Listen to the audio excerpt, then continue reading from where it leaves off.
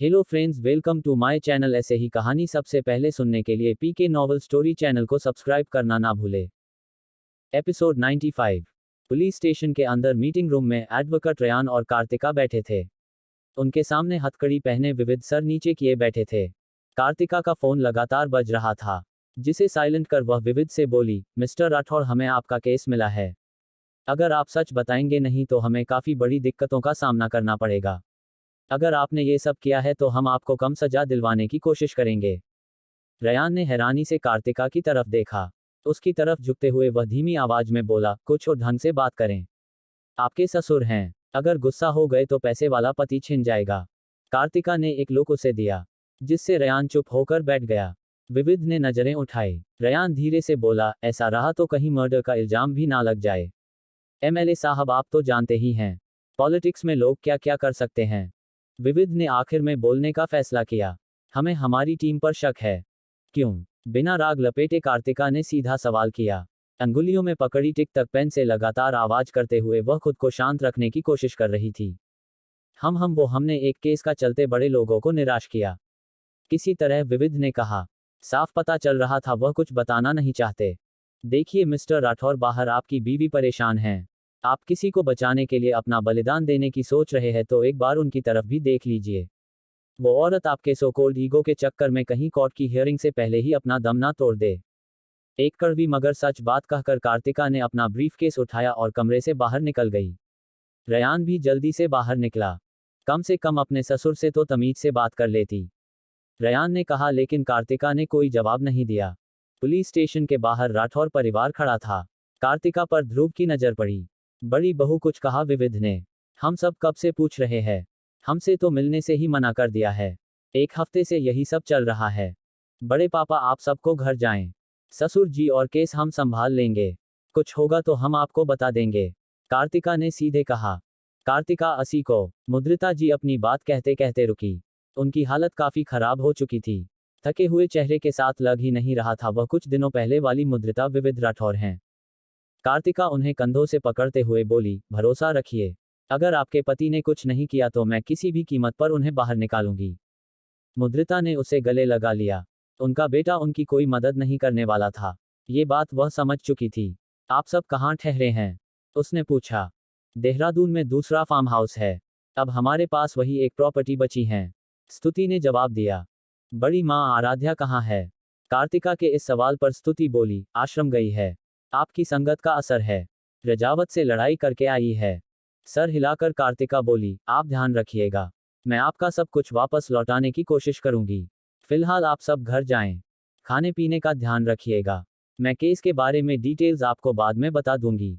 ध्रुव ने सर हिलाया। सबको गाड़ी में बिठाने के बाद ध्रुव कार्तिका के हाथ में कुछ थमाकर बोले, हमें नहीं लगता अस्मित आपके साथ कुछ बर्ताव करते होंगे, रख लीजिए, कहकर वह टैक्सी में बैठकर वहां से चले गए। कार्तिका ने अपने हाथ में पकड़े उन नोटों को देखा, जिनमें 600-500 के नोट और कुछ 100 और 2 के नोट थे। उसके होठों पर अनचाही मुस्कुराहट आई। इतनी मुसीबत में होने के बाद उसके बारे में सोचना, ये चीज कार्तिका ने एक्सपेक्ट नहीं की थी। हैरानी से सड़क पर जाती टैक्सी को देखते हुए कार्तिका ने वह पैसे अपने पास रख लिया। तभी एक का आकर उसके सामने रुकी। कार्तिका ने नजरें घुमाई तो रेयान सामने था। बोरिंग हो, किसी को पता चला कि ये मेरा दूर का रिश्तेदार है, मेरी नाक कट जाएगी। बड़बड़ाते हुए कार्तिका पार्किंग की तरफ चली गई। अपनी महंगी बाइक को चूमते हुए कार्तिका बोली, हाले I miss your baby. Helmet पहनते हुए कार्तिका ने बाइक स्टार्ट की और निकल पड़ी। रेयान जानता था कार्तिका को काज बिल्कुल पसंद नहीं है। वह उसे बाइक से जाते हुए देख रहा था। अपनी कार स्टार्ट कर वह भी उसके पीछे चला गया। दोनों को ऑफिस बुलाया गया था। शायद वह पहला केस हार चुके थे। अज लॉ फर्म। संयम के कैबिन में नॉक हुआ। संयम की परमिशन मिलने के बाद रेयान अंदर आया। पीछे से कार्तिका भी अंदर आई। सर, अगर हम ये केस हार चुके हैं तो कोई बात नहीं, वैसे भी उनके लॉयर से हम दोनों की लड़ाई है, रेयान ने तुरंत कहा। रेयान की आवाज सुनकर संयम अपनी सोच से बाहर निकला। रेयान को बैठने का इशारा कर उसने कार्तिका की तरफ देखा। वह पहले ही बैठ चुकी थी। बैठने से पहले परमिशन की जरूरत होती है, उसने तंज के साथ कहा।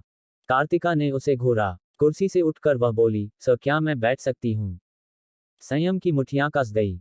उसने सर हिलाकर उसे ना बैठने का इशारा बदतमीजी से दे दिया। कार्तिका कैबिन से बाहर जाते हुए बोली, ठीक है सर, मैं अपने कैबिन में जाकर बैठ जाती हूँ। इससे तो आपको कोई दिक्कत नहीं होनी चाहिए। कार्तिका, कार्तिका ये क्या बदतमीजी है, आप समझती क्या है खुद को। संयम चिल्लाता रह गया और कार्तिका ने उसकी तरफ मुड़कर भी नहीं देखा। रयान कार्तिका के अचानक बदले इस तेवर से कुछ खफा था। उसे इस तरह संयम को ऑफेंड नहीं करना चाहिए। रयान, वह हमेशा सबके साथ इसी तरह बिहेव करती है, इसमें सोचने वाली क्या बात है। सर, उसे बाद में निकाल दीजिएगा। आप बताएं आपने हमें क्यों बुलाया है, रतान ने ध्यान बटाने के लिए पूछा।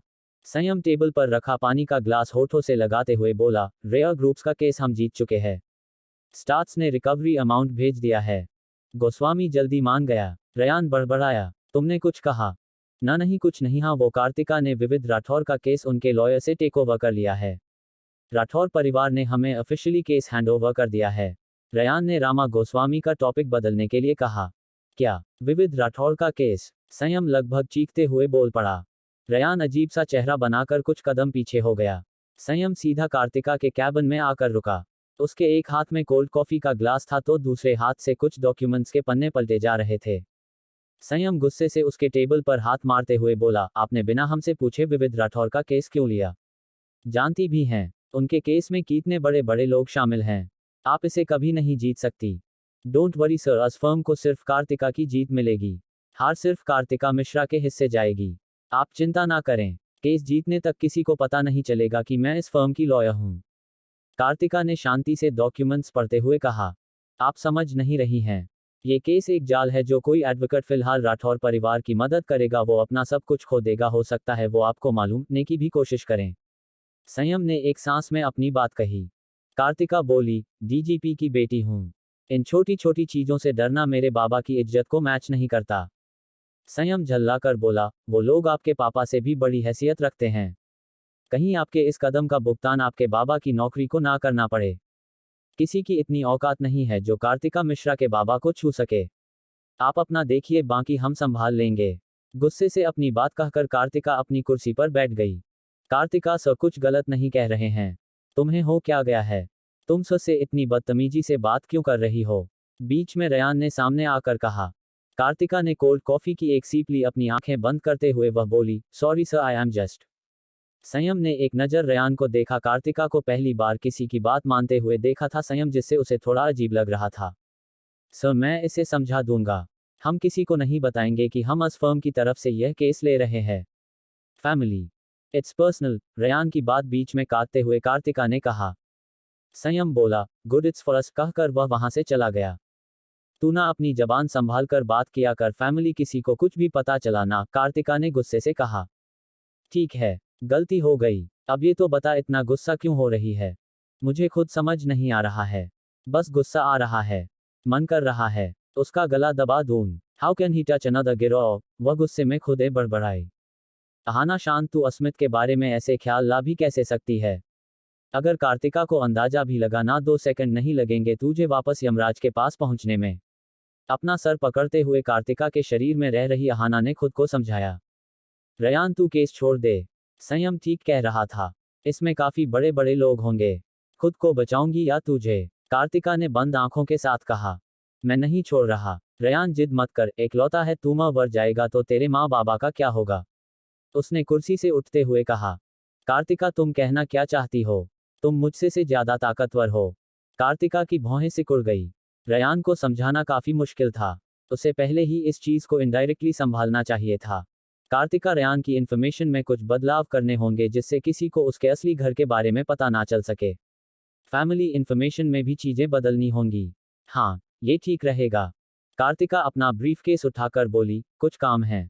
तू केस के बारे में पता कर, कहीं भी जाना पड़े मुंह उठाकर मत निकल जाना। कहकर वह कैबिन से बाहर निकल गई। रयान क्या ही कह सकता था। फिलहाल उसे अंदाजा भी नहीं था कि वह सभी कितनी बड़ी मुसीबत में फंसने वाले हैं। केस राजनीति से जुड़ा है, कुछ भी हो सकता है।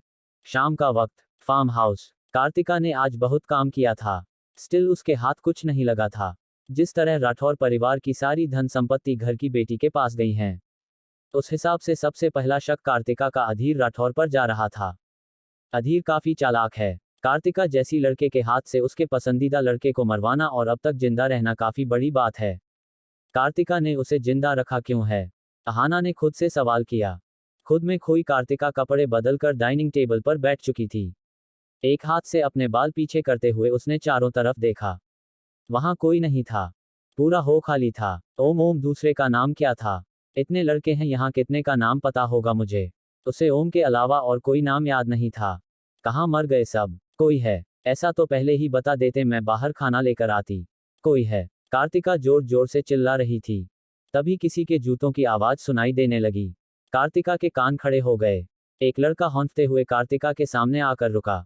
सॉरी लेडी बॉस, वो मैं कुछ काम कर रहा था। आप कुछ देर रुके, हम अभी खाना बना देते हैं। उसने डर से कांपते हुए कहा।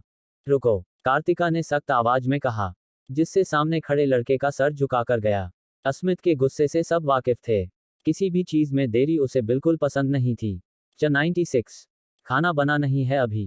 कार्तिका ने पूछा। लेडी बॉस, हमारी गलती है। हाँ, हम अभी बना देते हैं। देरी के लिए माफी मांगते हैं। आप बस हमें कुछ वक्त दीजिए। उसने जल्दी से कहा। तुम्हारा नाम क्या है? लेडी बॉस प्लीज हमें माफ कर दीजिए। आप? नाम? कार्तिका ने जोर देते हुए पूछा। शान, उसने कांपते हुए कहा। शान? कार्तिका बड़बड़ाई। शान ने सर उठाकर उसे देखा। कार्तिका किचन की तरफ जाते हुए बोली, तुम इतना डर क्यों रहे हो? रफ एंड टफ बनो। शान उसके पीछे पीछे किचन में आया। फ्रीजर खोलते हुए कार्तिका मिठाई के डब्बे लेकर किचन की बैक साइड वाली खिड़की के पास स्लैब पर बैठ गई। स्नैक्स? बॉस ने स्नैक्स रखने से मना किया है, शान ने जवाब दिया। कार्तिका ने उसे देखा। शान डर गया। हमारे पास हैं। हम अपने लिए छिपाकर लाए थे। हम अभी लेकर आते हैं। उल्टे पांव किचन से भागकर वह बॉडीगार्ड्स के कमरे की तरफ चला गया। कार्तिका ने कंधे उचका दिए। वह लड़का कुछ ज्यादा ही डर रहा था। शायद नया होगा। कुछ ही सेकंड्स में वह लापस ही गया और उसने कार्तिका के सामने काफी सारी दुकान की चीजें रख दी। वो हमारा टेस्ट तो एक जैसा है। अब मैगी बना दो, टमेटो और ऑनियन वाली आती है, कार्तिका ने कहा। शान ने हैरानी के साथ हाँ में सर हिलाया। थोड़ी तीखी बनाना, कहकर कार्तिका दीवार से टिककर बैठ गई। बाकी सब कहाँ है? मेन ब्रांच में कुछ दिक्कत हो गई है तो सब दिल्ली गए हैं। कुछ वक्त में आ जाएंगे, उसने जवाब दिया। मिठाई मुंह में भरते हुए कार्तिका बोली, तुम अस्मित के साथ कब से हो? मतलब कुछ बता सकते हो उसके बारे में? जजी, वो हम बॉस के साथ कुछ 2 साल से हैं। एक चीज हम सभी को पता है कि बॉस को लड़कियां पसंद नहीं, इसलिए हम सब जब भी बाहर जाते हैं लड़कियों को उनसे दूर रखना हमारा सबसे पहला काम होता है। उसने एप्रन पहने हुए कहा। कार्तिका की नजरें खिड़की से बाहर देख रही थी। अवीरा का क्या सीन है? अवीरा मैम कंपनी के साथ कॉन्ट्रैक्ट में है। उन्होंने पैसे इन्वेस्ट किए और एक हाई पोस्ट कंपनी में मांगी। वह बॉस को पसंद करती है, उसने ऑनेस्टली जवाब दिया। सना के नाम पर शान ने सर उठाया। और फ्रीज हल्की रोशनी में बैठी वह लड़की उसे ना जाने क्यों खूबसूरत लग रही थी। लाल मोतीचूर का लड्डू मुंह में ठूंसते हुए वह बाहर आसमान में कहीं दूर ना जाने क्या देख रही थी। वह खूबसूरत चेहरा देखते हुए उसका हाथ गर्म कढ़ाई से जा लगा, जिससे वह होश में आया। जल्दी से गैस बंद करते हुए उसने अपनी नजरें हटाई। सना हमार बॉडीगार्ड्स की हेड है। उन्होंने पुराने हेड को हराकर ये पोस्ट ली है, उसने कार्तिका से नजरें चुराते हुए कहा। उसकी धड़कनें तेज हो रही थी। कार्तिका बेहद खूबसूरत थी, खासकर जब वह शांत रहती थी तब उसकी खूबसूरती देखते बनती थी। इसी में शान भी कुछ देर के लिए फंस चुका था। कार्तिका आंखें बंद करते हुए बोली, अस्मित को पहले काफी चोटें लगी थी, तब तुम उसके साथ थे? शान ने धीरे से नजरें उठाकर फिर से उस चेहरे को देखा। हाँ, हमें ठीक से यह याद नहीं, जब हमने रेयर ग्रुप्स ज्वाइन किया तब कंपनी ज्यादा बड़ी नहीं थी, तो बॉस के साथ काम करते हुए इस बात पर ध्यान ही नहीं गया। कार्तिका ने कुछ नहीं कहा। शान बो में मैगी डालकर कार्तिका के सामने चला गया। शायद वह सो चुकी थी। शान के अंगुलियां कांप रही थी। चेहरे पर घबराहट थी लेकिन नजरें एकटक वह चेहरा देख रही थी। अचानक किसी आवाज से शान होश में आया। वो कार्तिका के सामने रख वह एप्रन खोलते हुए किचन से बाहर निकला। दरवाजे से अस्मित अंदर आ रहा था। शान ने जल्दी से जाकर उसके हाथ से ब्रीफकेस और उसका कोट लिया। अस्मित अपनी टाई खींचते हुए सीढ़ियों से ऊपर जाने लगा तो शान हिचकिचाते हुए बोला, बॉस डिनर हो चुका है, उसने धीरे से कहा और अपने कमरे में चला गया। शान वापस किचन में आया। कार्तिका मैगी खा रही थी। लेडी बॉस, आपको कुछ चाहिए तो हमें बता दीजिएगा, आज बाकी सब वापस नहीं आने वाले, हम बाहर राउंड पर जा रहे हैं, उसने कहा। कार्तिका ने कोई रिस्पॉन्स नहीं किया। शान के माथे की नसें कस गई। वह चाहता था कार्तिका उसके साथ चले। वह उसे अस्मित के साथ इस घर में अकेले नहीं छोड़ना चाहता था। अपनी सोच पर हैरान होते हुए शान ने कसकर अपने चेहरे पर एक थप्पड़ जड़ दिया। थप्पड़ की आवाज से कार्तिका पलटी। पागल वागल तो नहीं है ये लड़का? वह बड़बड़ाई। कार्तिका के देखने के एहसास से शान जल्दी से वहां से भाग गया। फार्म हाउस के बाहर आकर शान ने खुद को एक और तमाचा जड़ दिया। शान, तुझे हो क्या गया है? ये सब भूल जा, सोच कि यह सब कभी हुआ ही नहीं। हाँ, ये ठीक रहेगा। दोनों हाथों से अपने चेहरे पर आया पसीना पोंछते हुए वह दौड़ने चला गया। वहीं किचन में बैठी कार्तिका खाना खाने के बाद खिड़की से बाहर कूद पड़ी। उसे पता नहीं था अस्मित वापस आ चुका है। पास ही एक बड़ा सा अशोक का पेड़ था। कार्तिका को शांति चाहिए थी। वह उस पेड़ के नीचे रखे बेंच पर लेट गई। आंखें बंद करते ही उसे वह मंडप दिखा, साथ में वह चेहरा जिससे वह लड़ाई हार चुकी थी। कार्तिका ने क्या किया होगा? लड़के का नाम सोचते हुए उसे कंपनी की याद आई। उसने हमारी मदद की होगी या नहीं? अगर हम बैंकरप्ट हो गए होंगे तो न्यूज़ तो आई होगी। क्यों ना मैं कार्तिका को कॉल करूं? मन ही मन सोचते हुए अहाना ने अपनी आंखों के सामने अपना फोन कर कार्तिका का नंबर देखा। अचानक कार्तिका बेंच पर उठ बैठी। यहां तो किसी का नंबर ही नहीं है। अब मैं क्या करूं? वेट कबीर, उस लड़के से मेरा फोन बदल तो नहीं गया? उसने अपना फोन उल्टे पलटते हुए कहा। मैंने उसका फोन खोल लिया, मतलब उसका और मेरा पिन एक ही है। कार्तिका तुरंत उठ भागी। कार्तिका को याद था वह राउंड लगाने की बात कर रहा था, लेकिन कहाँ? उसने कार्तिका के साथ मेरी चैट्स पढ़ ली तो हो गया कांड। फार्म हाउस की बैक साइड पहुंचकर कार्तिका को कोई नहीं दिखा। लंबी लंबी सांसें लेते हुए उसने दिमाग चलाने की सोची। अपने हाथ में पकड़ा फोन निकालते हुए उसने उसका नाम याद करने की कोशिश की जो वह फिर से भूल चुकी थक। अपना नंबर सेकंड्स की स्पीड से टाइप करते हुए उसने अपने फोन पर कॉल की। रिंग के साथ अहाना अपनी हार्ट बीट महसूस कर सकती थी। Pick up the phone damn it, गुस्से में बड़बड़ाते हुए अहाना ने फोन पटकने के लिए उठाया ही था कि वह रुक गई। दोबारा कॉल की गई और फिर किसी ने कॉल रिसीव नहीं किया। तीसरी बार अभी भी सब वैसा ही रहा। किसी ने कॉल रिसीव नहीं की।